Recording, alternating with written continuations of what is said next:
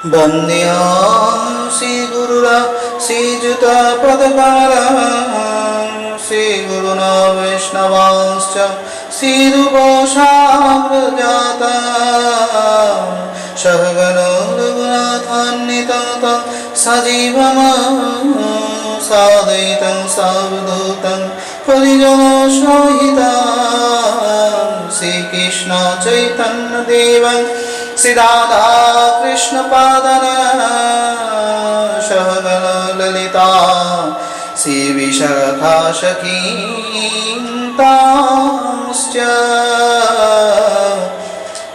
अज्ञानतिमिरान्धस्य ज्ञानाञ्जनशलाकया चक्षुरुन्मीलितं येन तस्मै श्री गुरवे नमो नमः। आनंद नीलमय विग्रह हेमावदिव्य छवि सुंदराय कृष्ण प्रेम रस प्रदायिनी श्री चैतन्य चंद्राय नमो नमः। नमो नलिनी नेत्राय विनुर्वर्ध विनोदिने राधाधरो सुधापाने शलिनी वनमालिनी राधा रसिश्वरीं रम्यं गोविन्दं मोहिनीं परां विश्वभानुं सुतं देवी नमामि हरिप्रियां। वृन्दावै तुलसीदेवा वै प्रिया वै केशवश्च कृष्ण भक्ति पदे देवी सत्यवत्यै नमो नमः। वाञ्छाकल्पतरुभ्यश्च कृपा सिन्धुभ्येव च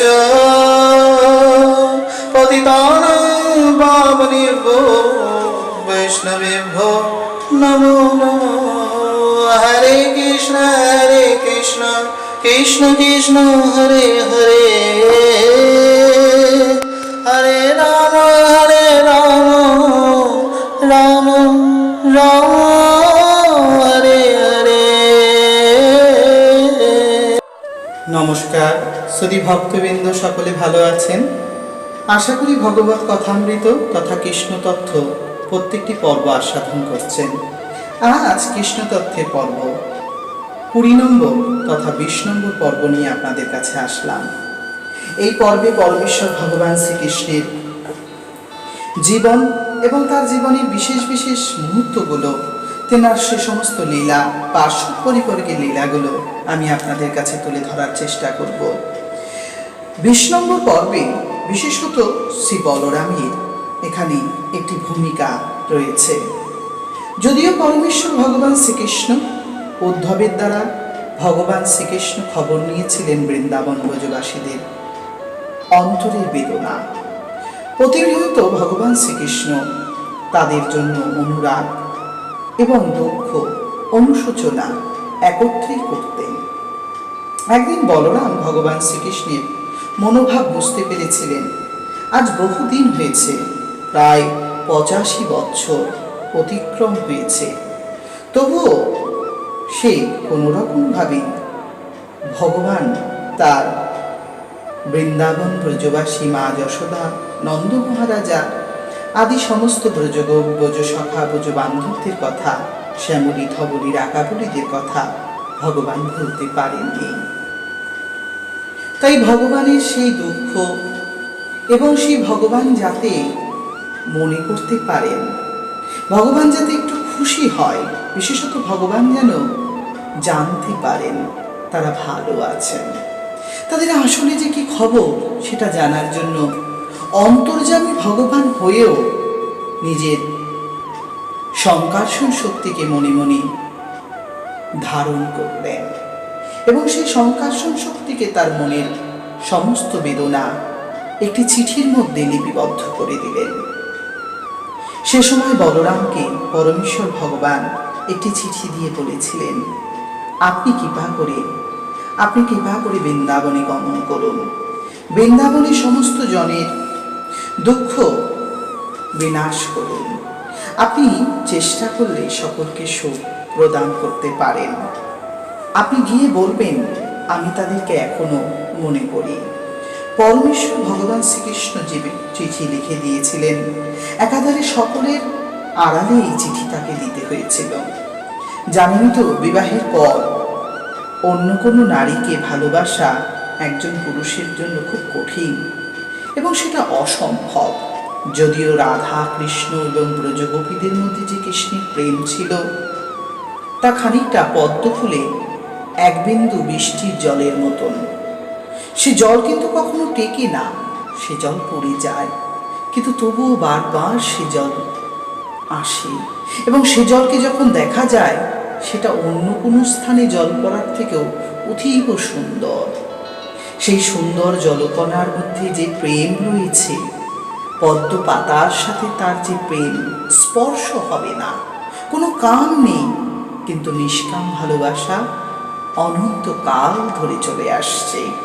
যে ভালোবাসা ব্যর্থ নয়, যে ভালোবাসা সদাই পূর্ণ, সদা প্রেমযুক্ত, সেই ভালোবাসাকে কে হারাতে পারে? তাই শ্রীমতী রাধারানী এবং ব্রজগোপীদের প্রেম কৃষ্ণকে আজও স্পর্শ করে। সেই বর্ষাকালে বর্ষাবাড়ির মতন কৃষ্ণ প্রেম, কৃষ্ণ গোপীদের যে প্রেম করতেন, উভয়টি সমান সেই পদ্মপত্রে বারবার বর্ষিত হয়। একাধারে পরম কমললোচন ভগবান শ্রীকৃষ্ণ এই প্রেমের মালিক। তাই অনন্ত আনন্দময় পরমেশ্বর ভগবানের কথা আপনাদের কাছে আর কিভাবে বলা যায়? জানি আপনারা অনেক শুনেছেন, তবু যে বলতে ইচ্ছে করে আমার। তাই আপনাদের কাছে এই সমস্ত মনোরম, আনন্দকর এবং তত্ত্বপূর্ণ কথা না তুলে ধরলে যে জীবনের সার্থকতা লাভ হবে না। একাধারে পরমেশ্বর ভগবানকেই নৈষ্ঠিকভাবে ভালোবাসা, এই প্রেম কতটা সুন্দর তা ব্যাখ্যা করে হয়তো আমার মতন নগণ্যজীব পরিষ্কার পরিস্ফুট করতে পারবে না, তথাপিও চেষ্টা তো করতেই হবে।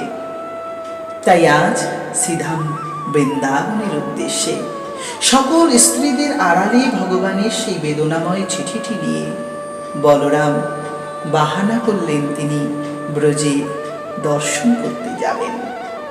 শ্রী বলরামের বৃন্দাবন পরিদর্শন করার ইচ্ছা, একাধারে তিনি তীর্থ ভ্রমণ করবেন সংকল্প, দুটো এক জায়গায় করে তিনি চলেছিলেন মধুময় বৃন্দাবন ধাম। যে বৃন্দাবন ধামের লতা পাতা সকলে কৃষ্ণ কৃষ্ণ বলে, যে বৃন্দাবন ধামে যমুনার জলে প্রতিনিয়ত গোপীরা আনন্দ বিবহুল নয়ন জল, প্রেম বিবহুল নয়ন জলে ভগবানকে বারংবার অভিষেক করায়, যেখানে এখনো অধ্যাপীয় শ্যামলায় বিরাজ করছেন, সেই ব্রজ বৃন্দাবন ধামে আজ বলরাম গমন করলেন। বলরাম সেই বৃন্দাবনে প্রবেশ করলেন এবং বৃন্দাবনে এসেই তিনি সর্বপ্রথম বাবা নন্দ মহারাজার গৃহে গমন করলেন। বলরামকে দেখেই শ্রীদাম সুধাম দাম বসুদাম মধুমঙ্গল উর্জ্বল স্তুত কৃষ্ণ ছুটে এলেন, আমাদের শ্যাম বুঝি এলো। যদিও বলরাম আর কৃষ্ণের মধ্যে খুব একটা তফাৎ ছিল না, কেবলই একজন সংকর্ষণ আর একজন শুধু আকর্ষণ। সেই আকর্ষণ আসেননি, তবে সংকর্ষণ এসেছেন। বন্ধু বান্ধব বর্গ তারা সকলে মিলে দুঃখে বিবল হয়ে বলতে শুরু করলেন। সখারা বিলাপ করে বললেন, এসেছো এসেছো বলরাম, তুমি এত দিন পরে আমাদের কথা মনে পড়ল? বাহ, বেশ, তোমার তোমার মনে তো পড়েছে। সেই গোপ সখাদেরকে ফেলে তুমি চলে গিয়েছিলে বলরাম। যদিও তোমার হৃদয় আমাদের জন্য কেঁদেছে, কিন্তু আমাদের সেই প্রিয় বন্ধু, আমাদের সেই প্রিয় বান্ধব, সে কি আমাদের কথা মনে করে?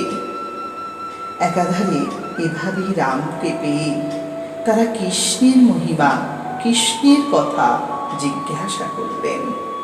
যদিও বলরামকে সম্মান করতেও তারা পিছু পা হলেন না। কৃষ্ণের সাথে যে অন্তরঙ্গ প্রেম ছিল সেটা বলরামের সাথে বলা যে বড় কঠিন। গুণরূপা শক্তি, সংকর্ষণ শক্তি বলরাম তাদের সবই হৃদয়ঙ্গম করেছিলেন। বন্ধুরা সকলে মিলে জিজ্ঞাসা করেছিলেন, তোমার স্ত্রী পুত্র ভগবান আমাদের কৃষ্ণের স্ত্রী পুত্রেরা সবাই ভালো আছেন তো? আশা করি তারা ভালো আছেন। এখন বসুদেব নিশ্চিত খুব ভালো আছেন। এভাবেই তারা কিছু বললেন। খানিক পর মহা সৌভাগ্যে পরিণতি স্বরূপ বলরাম নন্দ মহারাজার কাছে গেলেন। নন্দ মহারাজা দেখেই চোখের জলে অভিষিক্ত করল সুহৃদ হৃদয়ে প্রিয় বড় পুত্র বলরামকে। সে সময় বলরামের সাক্ষাৎ দর্শনের জন্য সমস্ত গোপীরা হাসতে হাসতে চলে এসেছিলেন। তারা ভেবেছিলেন বোধহয় কৃষ্ণ লুকিয়ে আছেন, কিন্তু কৃষ্ণ যে আজও আসেননি। পুরো স্ত্রীগণ প্রিয়তম শ্রীকৃষ্ণ সুখে আছেন তো বলেই চিৎকার করতে থাকবেন। তিনি কি তার পরিবারের সদস্যদের স্মরণ করেন? বিশেষত তিনি কি তার মাতা পিতাকে? আপনি কি জানেন বলরাম, তিনি কি আমাদের কথা স্মরণ করে? একবারের জন্য তিনি কি তার মাকে দেখতে আসবেন? মহাবাহু শ্রীকৃষ্ণের জন্য কি আমাদের কি আর কিছু করণীয় আছে? আর কতটা জ্বলতে হবে বলতে পারেন? গোপীগণের এই বেদনাময় কথা শুনে বলরাম তখন স্তব্ধ হয়েছিলেন। প্রশ্নের উত্তর দেওয়ার মতন সমতা সে মুহূর্তে তার ছিল না। যদিও প্রধান নায়িকা তৎক্ষণাৎ আসেননি, অন্য সমস্ত নায়িকাগণ এসেছিলেন, যারা ব্রজগোপী বলে পরিচিত। বয়স্ক গোপীরা বিশেষভাবে শোভা বর্ধন করেছিলেন, বলরামের শ্রীচরণে পুষ্প অর্পণ করেছিলেন। অল্প বয়স্কা গোপীরা তারা সকলে মিলে এখন জীবন সংসারে পূর্ণ বিরহ আগুনে পুড়ে মধ্যভাগে রয়েছে। যেমন উনুনের কয়লা যখন মধ্যভাগে থাকে তখন সে আর কালো থাকে না, সে টুকটুকে লাল হয়। ঠিক তারাও বিরহতে পুড়ে একেবারে কর্কট ভাসী হয়ে গিয়েছে। তাদের সেই কর্কশ ভাষা যেন বলরামের হৃদয়কে তীর আঘাত করছে। শ্রী বলরাম বারংবার তাদের সেই তীরকে একটি একটি করে খণ্ড করার চেষ্টা করছেন, কিন্তু প্রেম ভালোবাসার তীর সহজে কি সেটা সরানো যায়? পরমেশ্বর ভগবান শ্রীকৃষ্ণকে তারা ভালোবেসেছেন, এটা সত্য, কিন্তু তারা তো ভগবান বলে ভালোবাসেনি। তারা ভালোবেসেছে আত্মবন্ধু হৃত আনন্দ অনুধাবনকারী হরিকে। সেই ভালোবাসা ব্যর্থ হয়ে যাবে। অব্যর্থ ভালোবাসাকে ব্যর্থ করার সাহস কার হলো? এই কাল বড় ভয়ঙ্কর, তাই বুঝি এমন হয়েছে। তাই বলরাম কিছু বলতে পারলেন না। আমার ভক্তিমতী মা এবং বাবারা, ভক্তিবান বাবারা নিশ্চয়ই এই কথা স্মরণ করছেন। আমি জানি আপনারা অনেক জায়গায় অনেক তথ্য আস্বাদন করেন, তবে এই তথ্যগুলো আরেকবার শুনলে বিফল হবে না। একাধারে ভগবান শ্রীকৃষ্ণকে বারংবার জানায় তো জীবের সার্থকতা জন্মে পূর্ণতা লাভ হয়। পরমেশ্বর ভগবান শ্রীকৃষ্ণ যিনি গোপীদের হৃদয়ে আজও আছেন, তাই বোঝের আনন্দময় বলরামকে দেখেও তারা কৃষ্ণ বিরহ ভুলতে পারেননি।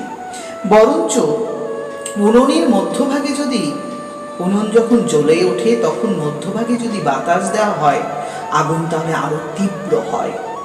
খানিকটা কাটা ঘায়ে লবণের ছিটা দিলে জ্বালা বাড়ে, ওই কি কমে না। সেই লবণের ছিটা স্বরূপ বলরাম এখানে বিদ্যমান হয়েছেন। বর্তমানে বলরামের কোমর দেশে একটি বংশী রয়েছে। বংশীটি বহু দূর থেকে যমুনা পারে বিরাজভূত দেবী ব্রজেশ্বরী শ্রীমতী রাধা রানী দর্শন করবেন। তখনই তিনি তার মনের কষ্ট, তার দুঃখ একটু একটু করে ভাগ করতে লাগলেন। মৃদু মৃদু স্বরে গুনগুন করে গাইতে লাগলেন তার দুঃখের কথা। এমনই সময় নন্দ মহারাজা মা যশোদা বলরামকে স্নেহ ভালোবাসা দিয়ে তার চরণ সেবা করলেন। খানিক পর ঘৃতযুক্ত অন্ন, মাখন, বিভিন্ন রকম ভোজ্য দ্রব্য দিয়ে তার ভোজন করালেন। অবশেষে বলরামকে পেয়ে নন্দ মহারাজা আর যশোদা মধুর ভাষণে কথোপকথন করতে শুরু করলেন। আকর্ষণীয় দৃষ্টিপাত করলেন সেই বলরামের দৃষ্টিতে তাকিয়ে প্রেমবিবহুল হয়ে নন্দ আর যশোদা নয়ন জলে ক্রন্দন করতে থাকলেন।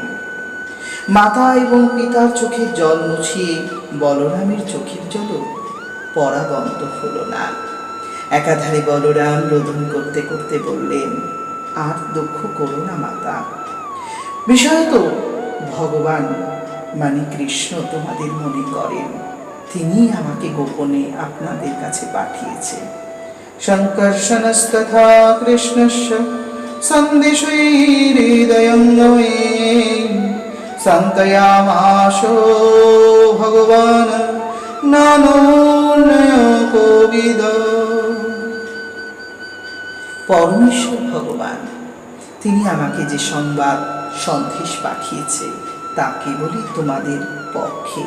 তিনি তোমাদের বারংবার মনে করেন, কিন্তু কর্তব্যের কাছে তিনি যে নত, কারণের সাথে তিনি যুক্ত, কর্ম তার, ক্রিয়া কলাপ তার বিশেষ প্রয়োজনীয় হয়ে উঠেছে। বিশেষত বহু স্ত্রী, বহু পুত্র, বহু আত্মীয় স্বজনের পরিষেবা দিতে দিতেই তার সময় হয়ে ওঠে না। একাধারে আমাকে তিনি পাঠিয়েছেন। তিনি বলেছেন একদিন অন্তত পক্ষে তিনি আসবেন। শ্রীকৃষ্ণ যে গোপনে তার বার্তাটি পাঠিয়েছেন বলরামের মাধ্যমে, তা তিনি পাঠ করে শোনালেন মাতা পিতার উদ্দেশ্যে। তিনি বললেন, সেই মাধব যথেষ্ট ভালোবাসে তোমাদের।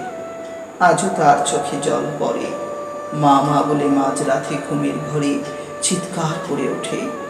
কখনো সে ক্ষুধার্ত অনুভব করলেই বাবা নন্দ মহারাজের কথা মনে করেন।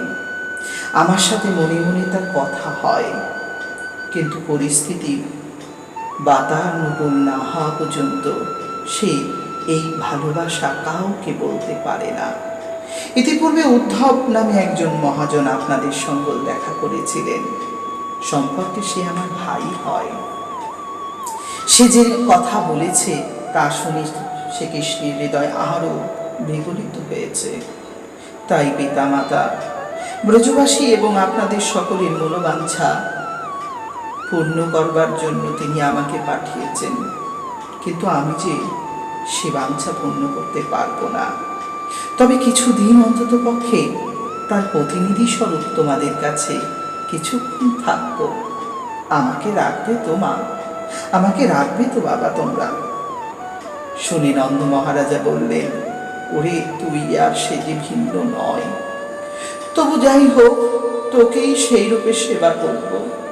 তোকেই জড়িয়ে ধরে খানিকটা বুকের যন্ত্রণা কমাব।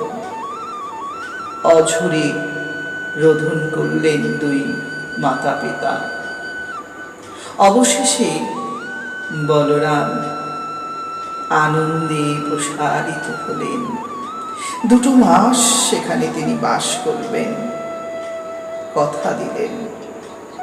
রাত্রি যখন গভীর হলো, হঠাৎ একটা সুর বলরামের কানে ভেসে আসলো। বলরাম একটি সুর শুনতে পেলেন, যে সুর ছিল সমস্ত ব্রজ ললনাদের, যে সুরে সমস্ত ব্রজগোপীরা বিশেষভাবে তাদের প্রেম ব্যক্ত করছে। আর এমনই সময় শ্রীমতী রাধারানী সেই প্রেম ব্যক্ত করছেন। রাধারানী বলছেন, আমার বেদনা বলিব কারে,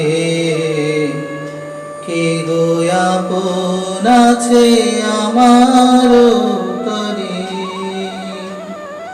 কাহারি বলিব আমি বেদনা শত, কেউ যে নাহি আমার আপন, তুমি ছাড়া ও শ্যাম তুমি ছাড়া। কেমনে বলিব বলো মনের জ্বালা, কে শুনিবে মোদের বিরহ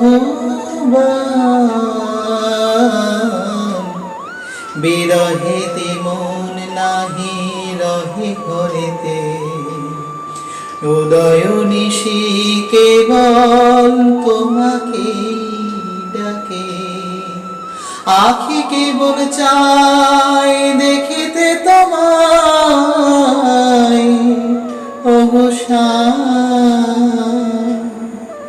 কবে দেখা দেবে বলো আমায়, কবে দেখা দেবে বলো আমায়।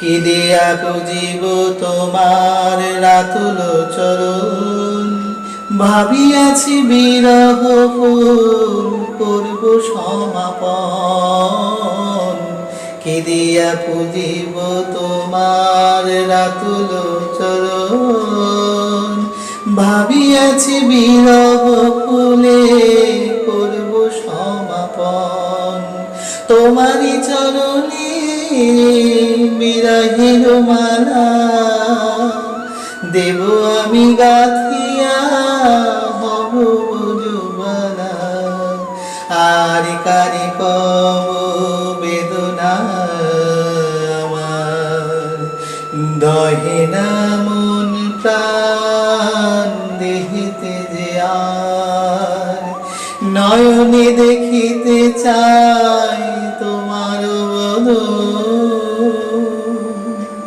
কানে তো শুনে কেবল তোমারি বংশীর ধ্বনি, চরণ কেবল যেন চলিতে কোথায়, তুমি কত দূরে গেলে জানিতে না পাই, কাল বলে আসিবে চলে গেলে কালা, সে কাল আজ কি আর হলো না,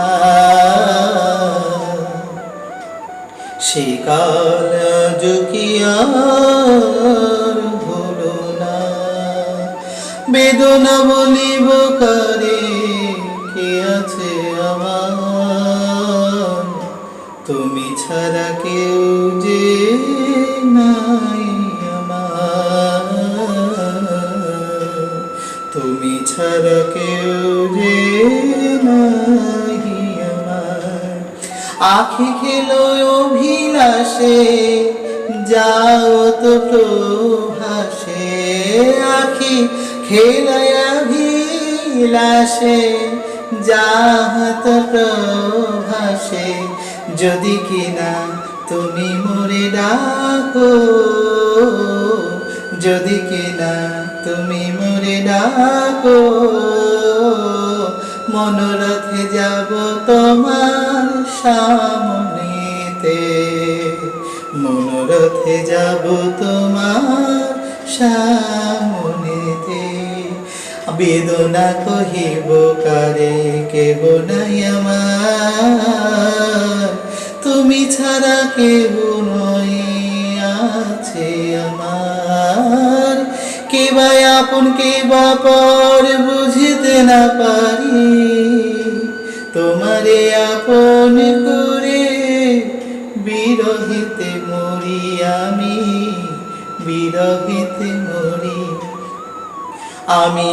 দিবানিশিকে বলো ভাবি তোমারে, নয়নের জল রাখি তব লাগিয়া, আসিলে দেব চরণ তাতে ধোয়াইয়া, আসিলে দেব চরণ তাতে ধোয়াইয়া।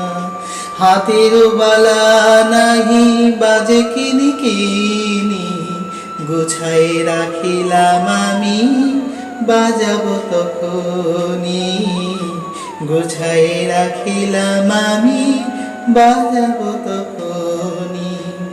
চুলের বেনি আর না বাঁধি এখন, অগাছালো রাখিয়াছি কেশ এমন। আসিবে যখন তুমি লাগাইবে কঙ্কন, ককনিতে আছাড়িবে কেশ সকল।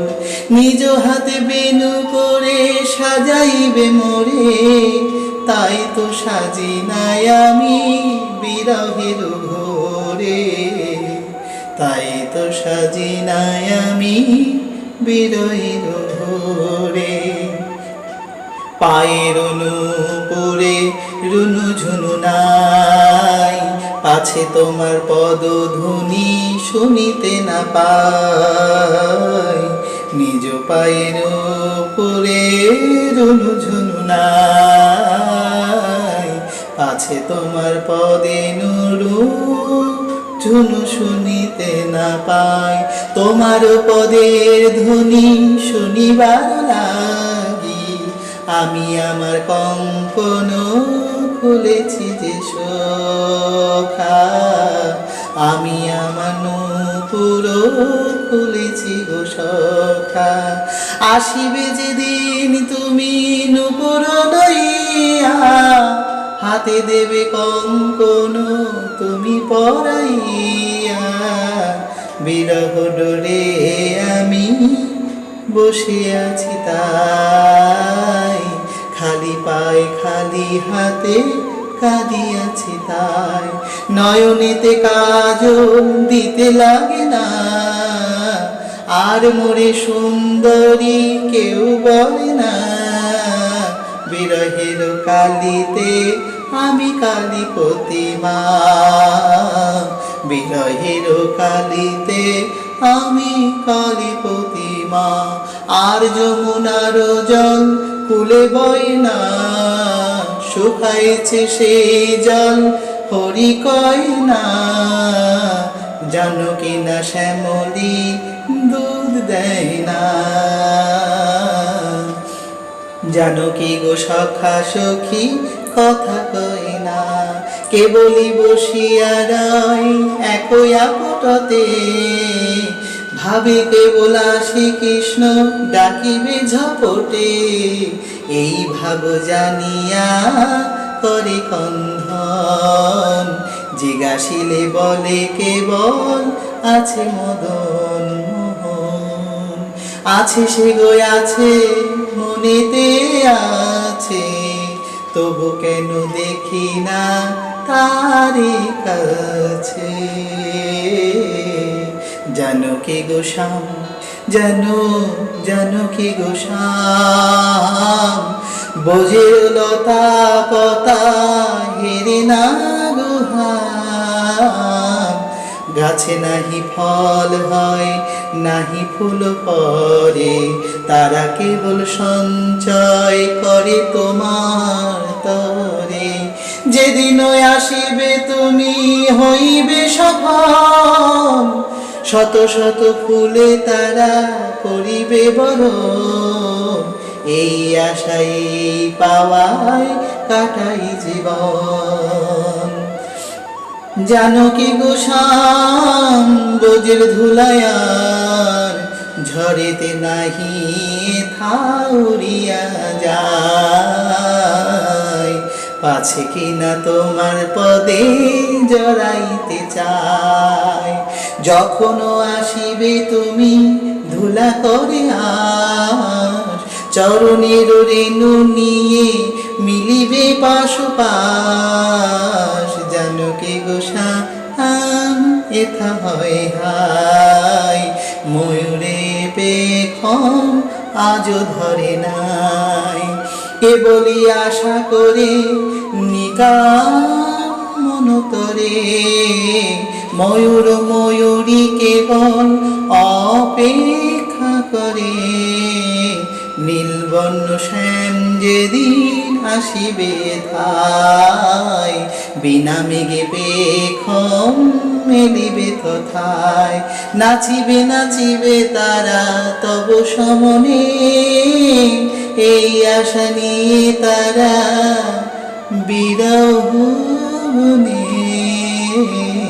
জানকী গোস্বাম সুখ পাখি আর নাহি সারি শনিরয়, দুজনে দুজনার বিরহ বুঝায়। দম্ভ আর নাহি করে দুইজনে, কেবলই বলে তারা মাধব কোনখানে। একই ছিল দেখো রে দ্বন্দ্ব নাহি করো, যা দ্বন্দ্ব মনে মনে সবই নিজে ধরো। যেদিন আসিবে শ্যাম দ্বন্দ্ব করি মোরা, রাধা কৃষ্ণের যুগল মিলন দেখিব সহসা। এভাবেই ভাবি মনে করিয়াছে আশ, পরম নন্দ আমি অধম তব দাস। জয় রাধে। শ্রীমতী রাধারানী ব্রজের সমস্ত গোপীদের, গোপ এবং ব্রজের সমস্ত অবস্থার ভাব তুলে ধরেছেন। সেখানে সেই তুলে ধরা ভাবের মধ্যে গোপীরা আনন্দ বিবহুল হয়ে শোভা বিধহ বিশেষ বিরহ অগ্নিতে মধ্যভাগে একদম পুরে কালো হয়েছেন। তারা কখনো তপ্ত কখনো নির্মল। তাই তারা বলরামের কাছে গেলেন, বলরামের শ্রীচরণ কমলকে স্পর্শ করলেন। একাধারে বলরামকে তারা বললেন, গোপনে কি লিখেছে আমাদের কথা, যদি পারো বলো মোদের বড় সখা। সখা বললেন, অর্থাৎ বলরাম বললেন, হ্যাঁ গো হ্যাঁ, তিনি লিখেছেন তোমাদের কথা। তোমাদের সকল আশা আকাঙ্ক্ষা তিনি পূর্ণ করবেন। জানো কি, তিনি আমার মধ্যে অর্ধেক গোপন হয়ে এসেছে তোমাদের দর্শন করবেন বলে। একাধারে যমুনার তীরে সেই গোপীরা বলরাম সখাকে নিয়ে, বিশেষত দাদা বলরামকে নিয়ে তারা তাদের মনোবাসনা সমস্ত কিছু খুলে বললেন। আজ তারা পূর্ণ যুবতী, তাদের মধ্যে সমস্ত অবস্থা রয়েছে, কিন্তু বলরাম দাদা সংকর্ষণের কাছে আসা মাত্রই তারা আবার সেই অল্প বয়স্কা, একেবারে সেই বাল্যবুদ্ধি সম্পূর্ণ বালিকার রূপ ধারণ করলেন। তারা প্রতি মুহূর্ত কৃষ্ণ পাওয়ার আনন্দকে পুনশ্চ আর একবার অনুধাবন করলেন। একসময় একজন একটি বাঁশি হাতে নিয়ে বাজাতে শুরু করলেন, আর একজন সেই বাঁশির সুর শুনে বলতে লাগলেন, শ্যাম সুন্দর শ্যাম সুন্দর, কি সুন্দর বাজে তোমার বাঁশি, আমারে করে কেবল তোমার দাসী,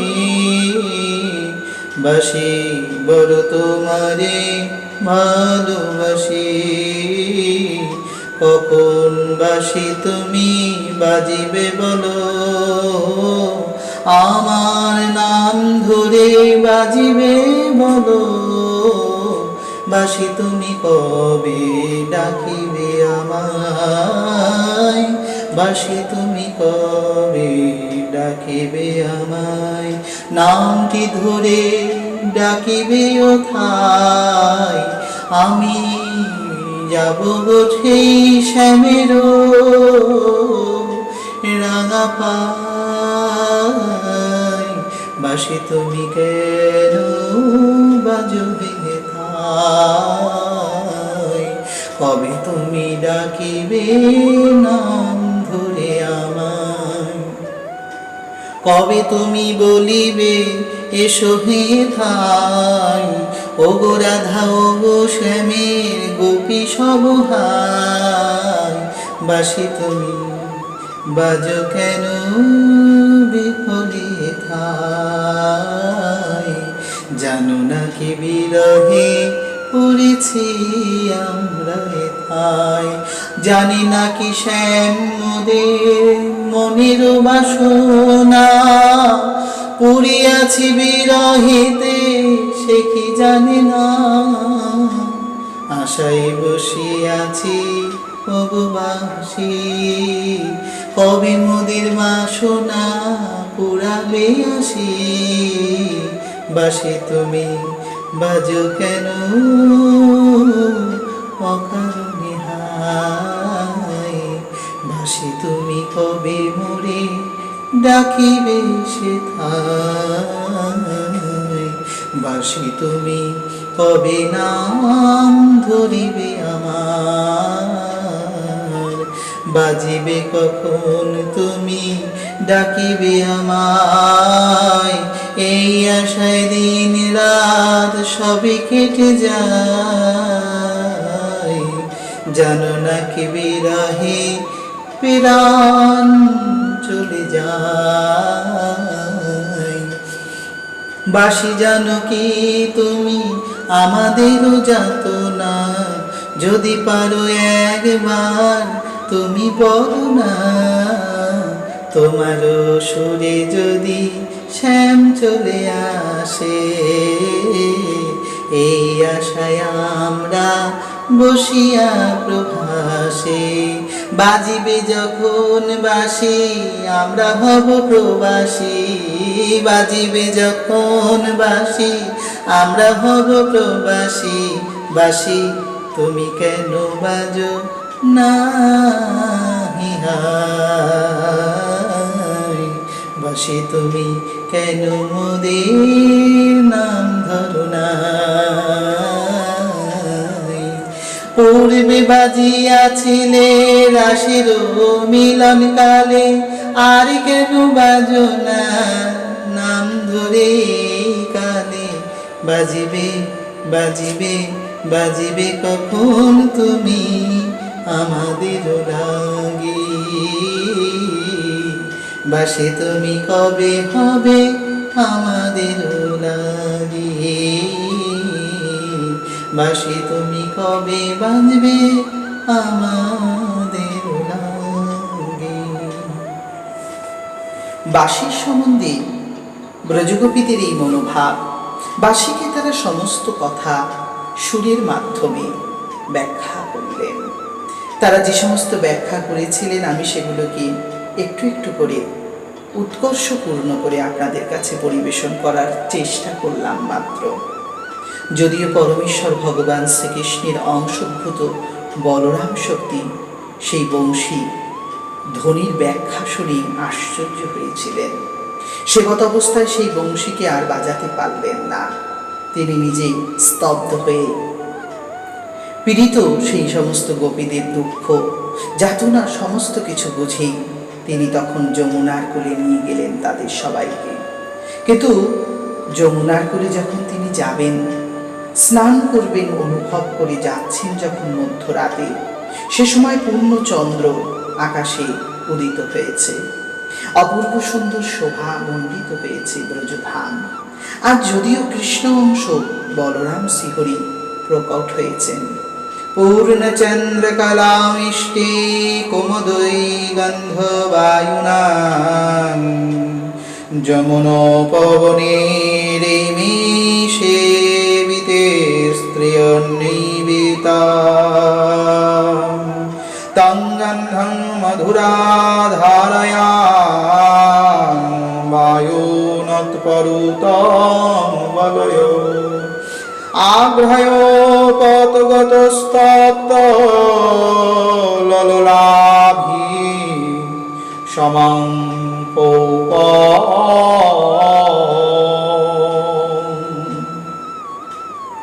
সে সময় বরুণদেব বিভিন্ন বনের থেকে পদ্মফুলের সুগন্ধ ধাবাহন করলেন ব্রজবৃন্দাবন ধামে। পদ্মের গন্ধে মনোরম মিষ্ট গন্ধে হৃদয় একেবারে আনন্দ বিভোর হলো। যোগমায়া শক্তিকে ব্যবহার করে বলরাম সমস্ত ব্রজদুগোপীদের সেই 2 মাস কালের প্রতিটি রাত্র তাদের আনন্দে রাখার চেষ্টা করলেন। কৃষ্ণ বিরহ খানিকটা শিথিল করার চেষ্টায় যেন বিরহ আরো জটিল হয়ে উঠল। তারা সকল অবস্থায় পরমেশ্বর ভগবান শ্রীকৃষ্ণের বিরহকে আরো বিশেষ তীব্র করে অনুভব করলেন। ইতিপূর্ব পর্যন্ত কৃষ্ণ কেবল তাদের মনে ছিল, কিন্তু বাইরে কৃষ্ণের অংশোদ্ভূত বলরাম শক্তিকে দেখে তাদের বিরহ বারবার উচ্ছ্বসিত হতে লাগলো। বারবার তারা তাকে পেয়ে যেন ভাবতে লাগলেন, আহা, সে ধনে বঞ্চিত হয়ে কোন ধন পেলাম, এ ধন দিয়ে কি সে ধনের সম্মনা পূর্ণ করতে পেলাম। দুধের স্বাদ যদি ঘোলে মিটত, তবে সবাই ঘোল খেয়েই দুধ বলতো। একাধারে দুধ থেকেই ঘোল হয় বটে, কিন্তু দুধ দুধই হয়। তারা সেই প্রেমার্ধ অবস্থা অনুভূত হয়ে তারা চেষ্টা করেছিল বলরাম শক্তির সঙ্গে পূর্ণ তাদের কামনা ব্যক্ত করবেন। সেই নিষ্কাম কামনাকে তারা সম্পূর্ণ সমর্পণ করবেন। কিন্তু দুঃখের বিষয়, তা তাদের হলো না। পরমেশ্বর ভগবান শ্রীকৃষ্ণের পরমা শক্তি তথা অন্তরঙ্গা শক্তির বহিরঙ্গা প্রকাশ বলরাম সাক্ষাৎ তিনি তখন শ্রীকৃষ্ণ রূপ আবির্ভূত হলেন। যদিও ব্রজে স্বয়ং অর্ধেক কৃষ্ণ নিরাকার ছিলেন, বলরামের মধ্যেই তিনি আকার ভিত্ত রূপ ধারণ করলেন। সেই মুহূর্তে পরমেশ্বর ভগবান শ্রীকৃষ্ণ বলরামের মধ্যে যখন যুক্ত হলো, তখন যমুনার জল শুষ্ক হয়েছিল। কারণ পরমেশ্বর ভগবান শ্রীকৃষ্ণ আর যমুনার কূলে আসেন না, তাই যমুনা আজ আর প্রভাবিত হয় না। প্রভাবিনী যমুনা বও না কেন, কেন তুমি থাতে আসো না বলো। বলরাম বলরাম তুমি ভগবান, জানো কি না আমাদের অনুরাগে হাম। বলরামকে তারা বলেছিলেন, যমুনা, আমি অনুরাগে আছি, আমার পটস্বামী আমাকে ত্যাগ করে চলে গিয়েছে, আজও আর তাকে আমি দর্শন করতে পারি না। যদিও যমুনা কালিন্দী রূপে পরমেশ্বর ভগবান শ্রীকৃষ্ণের স্ত্রী হয়েছেন, তথাপিও এখানে তিনি নিষ্কাম, তাই নিষ্কাম সেই যমুনা সে সময় সেখানে ছিলেন না। বলরাম সারা রাত নিত্য আনন্দ গোপীদের মনে সেই দুঃখ দূর করার প্রয়াসে অনেক কিছু করলেন, কিন্তু কোনোটাই কাজ দিল না। অবশেষে তিনি মনে করলেন যমুনার জলে তিনি জল কেটে করবেন, কিন্তু কোথায় যমুনা? তখন যমুনাকে না পেয়ে বলরাম চিৎকার করে বললেন, প্রভাবিনী যমুনা গচ্ছং ভবত, যমুনা বৃন্দাবন আগচ্ছ আগচ্ছ। যমুনা, তুমি এখানে এসো, আমি তোমাকে স্মরণ করছি। প্রথমে সভায় যেমনভাবে সম্মানের সহিত স্মরণ করা হয় সেভাবেই স্মরণ করলেন, কিন্তু দুঃখের বিষয় যমুনা সেখানে এলেন না। কারণ যমুনা ভয় পেলেন, এ তো নয় শ্যাম গো নন্দের নন্দন, যদি কিনা যাই আমি কি হবে এখন। এ তো সম নহে তবে তমগুণ পর, তমগুণে নাহি প্রেম বারে বার। কারণ তমগুণ সম্পূর্ণ হয়েছিলেন তখন বলরাম। বিশেষত তিনি ভান ধোত্রা ভোজন করেন, কখনো কখনো মদীয় পান করেন। তাই সেই বলরামকে তিনি তার কোলে স্থান দিতে চাইছিলেন না। যদিও এটি তার কেবল বহিরে প্রকাশিত রূপ, অন্তরে তিনি কোনোই নেশা ভান করেন না, কেবল কৃষ্ণপ্রেমকে ধরে রাখার চেষ্টায় এই প্রয়াস করেন মাত্র। সেবত অবস্থায় যমুনা সেখানে আসতে চাইছিলেন না, কিন্তু বলরাম প্রভু ক্রুদ্ধ হয়ে যমুনাকে দুবার ডেকে ডাকলেন। তখন যমুনা ছুটে আসতে বাধ্য হলেন। বলরাম প্রভু বললেন, হে পাপী, তুমি আমার আজ্ঞা অবজ্ঞা করো, এত বড় স্পর্ধা। তুমি সত্তর এখানে না আসলে আমি তোমাকে শতখণ্ড করব, তথা শতধা তিনি করবেন বলেই লাঙ্গল দিয়ে যমুনাকে খণ্ড খণ্ড করলেন। সে মুহূর্তে যমুনা আসতে বাধ্য হলেন, কারণ জলের পরম দেবতা স্বয়ং বরুণ যমুনাকে বললেন, ইনি সংকর্ষণ শক্তি ভুলে যাবেন না, দেবী শীঘ্রই গমন করুন।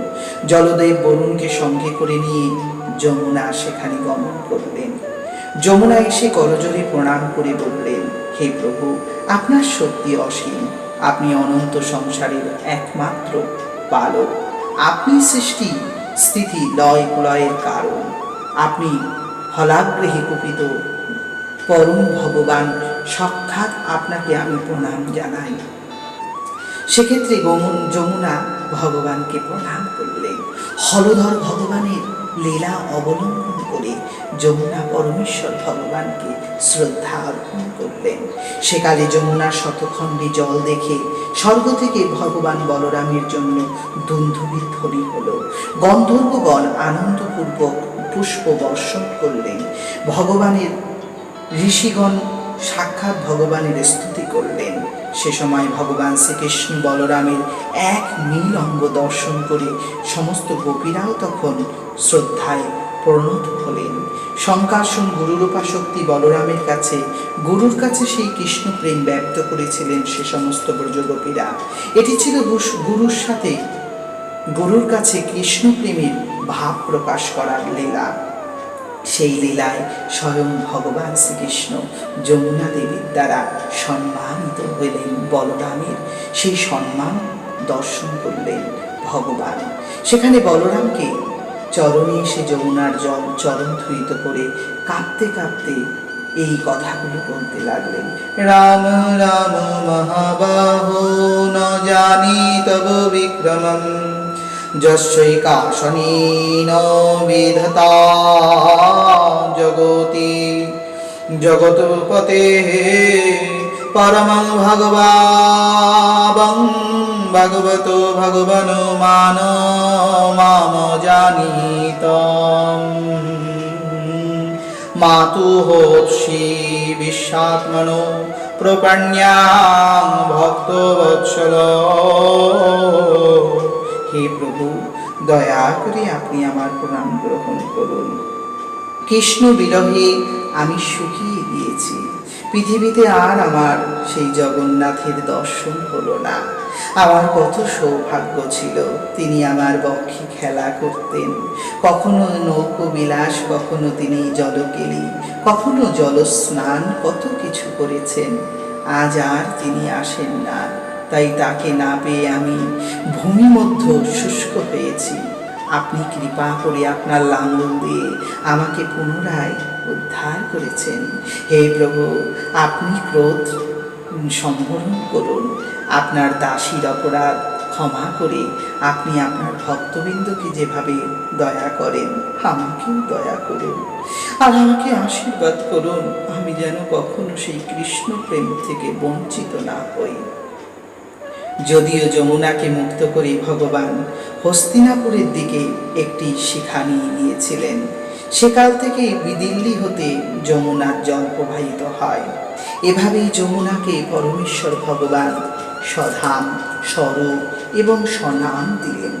বলরাম বলপূর্বকভাবে যমুনাকে পরিপূর্ণ রূপ দিলেন। দিনের বেলায় তিনি শ্রীরাম সুদাম সখা শ্যামলী ধবলী গাভীদের বেদনা কথা শুনতেন। তাদের অন্তরের এতদিনের বিরহ শুনে শুনে কখনো কাঁদতেন, কখনো আবার তাদের দুঃখ দূর করে তাদের সাথে খেলাধুলা করতেন।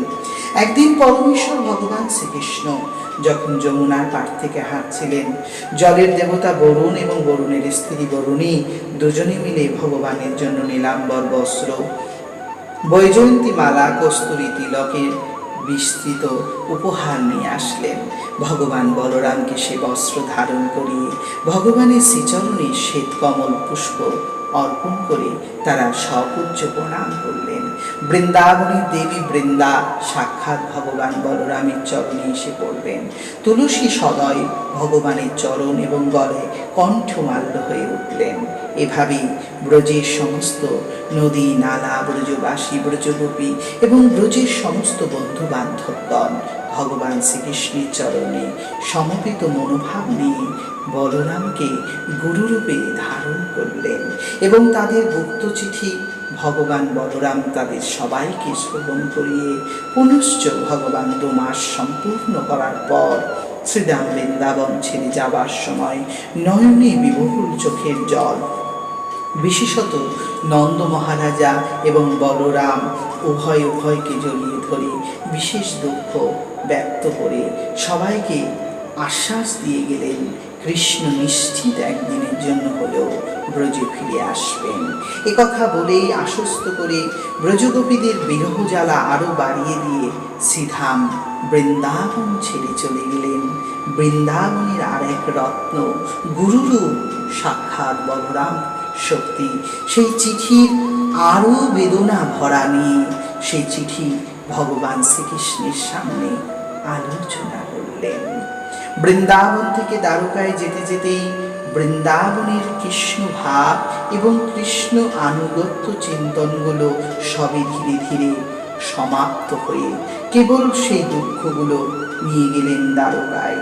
কৃষ্ণ এবং সেখানে বসুদেব আদিজনেদের সামনে কিছু কথা বলার পর কৃষ্ণকে এক আড়ালে একাতীর্থ অবস্থায় নিয়ে নিরালায় বসে সেই দুঃখজনিত 2 মাসকালীন ব্যক্ত সেই দুঃখকে তিনি একে একে ভাগ করে বললেন।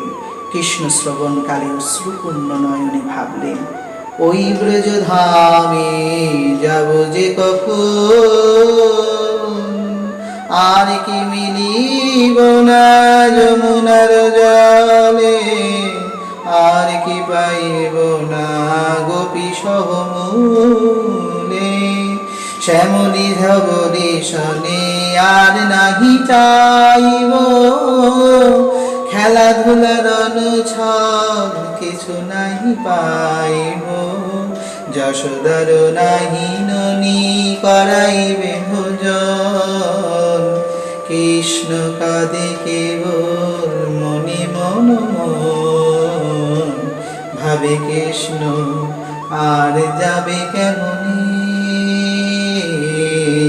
মধুর বৃন্দাবনে, ভাবে কৃষ্ণ আর যাবে কেমনি মধুর বৃন্দাবনে, মায়ের চোখের জল মুছাইব আমি, কেমনি যাইব বলো দাদা তুমি, কিভাবে যাইব আমি, কিভাবে যাইব আমি, কিভাবে বুঝিব আমি গোপীদের বেদনা, কেমনে মুছিব আমি গোপ সখা জল, চোখে অবিরাম ঝরে তাদের বিরহ স্বপন, আমি মুছাইব কেমনে বলই তখন, কেমনে যাইব আমি মধুর বৃন্দাবন, কেমনে যাইব আমি মধুর বৃন্দাবন। ভাবিষ্ট পরমেশ্বর ভগবান শ্রীকৃষ্ণ সে সময় তার নিজের ভাব প্রকাশ করেছিলেন। কিছু ভাব একত্রিত করে সেই ভাবের প্রজ্বলিত প্রদীপ জ্বালিয়ে রেখে শ্রীকৃষ্ণ সেদিন অতি দুঃখে যাপন করলেন। পরবর্তী সময় শ্রীকৃষ্ণ সমান নিরালা এবং নির্মল হয়েছিলেন। যদিও কৃষ্ণলীলা মধুময়, শ্রবণ মাত্রই আনন্দ হৃদয়ে লাভ হয়ে থাকে। পরমেশ্বর ভগবান শ্রীকৃষ্ণের কৃপার্থ গোপন চিঠিটি বলরামের মাধ্যমে বৃন্দাবনে পরিপ্রকাশ প্রাপ্ত হল এবং বৃন্দাবন পরিদর্শন মার্গীয় তথ্য ব্রজগোপীদের মধ্যে বিরহ অনুরাগ সম্বন্ধে আলোচনাটি এখানে বিশ্রাম প্রাপ্ত হল। আশা করি আপনাদের কোথাও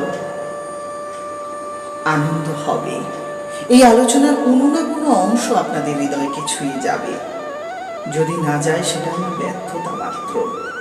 তবে হ্যাঁ, যদি ভালো লেগে থাকে, যদি মনে করেন আরও শুনতে ইচ্ছে হয়, তবে অবশ্যই এই ভালোবাসার কথাগুলো সবার কাছে প্রচার করুন। কারণ হরিকথা শোনা, প্রচার করা উভয়ই আমাদের কর্তব্য। শ্রীহরি সবার মঙ্গলময়। কৃষ্ণ কথা শুনতে শুনতে হৃদয়ের মলিনতা দূর হবে, এই আশা রেখে আমরা যেন চলতে পারি। আমার যদি কোথাও কোথাও কোনো ভুল হয়ে থাকে, আমার গলা কওয়া সুর আলাপে যদি কোনো জায়গায় আপনাদের মনকে বেদনা দিয়ে থাকে, তবে মার্জনা করবেন। এই 20 নম্বর অধ্যায় বিষাদ তথা দুঃখ, অনুরাগ এবং পরীক্ষণীয় তথ্য সম্পূর্ণভাবে আমি আপনাদের কাছে তুলে ধরার চেষ্টা করেছি। যদি তা সম্পূর্ণ হয়, নিশ্চয়ই আমার চ্যানেলটি আপনি সাবস্ক্রাইব করবেন। সাবস্ক্রাইব যদি হয়ে থাকে, নিশ্চিত লাইক করবেন। লাইক যদি হয়, শেয়ার করবেন। এভাবেই পরস্পর আনন্দ বিলি করতে করতে আমরা প্রেমানন্দের সাগরে একদিন পৌঁছব। আমরা একদিন সেই নীলমণির চরণে আমাদের মাথা ঠেকাবো। আমাদের হৃদয়ে সেই নীলমণির চরণকে স্থান করে নেবে। আমাদের হৃদয়ে সেই নীলমণির চরণের জন্য এক অপূর্ব স্থান হবে। আমাদের মন ভ্রমর প্রতিনিয়ত সেই চরণে মধু আহার করবে। আশা করি আমাদের চোখে দেবানিশী প্রেম বিবহুল ভালোবাসা, প্রেমের আনন্দের উৎকণ্ঠা জল প্রতিবাহিত হবে। আশা করি আপনি, আমরা সকলেই এই সংসার তিতাব জ্বালা থেকে মুক্ত হব। আসুন ক্ষণিকের জন্য হলেও একটু প্রেমে ভালোবাসায় উন্নত হব।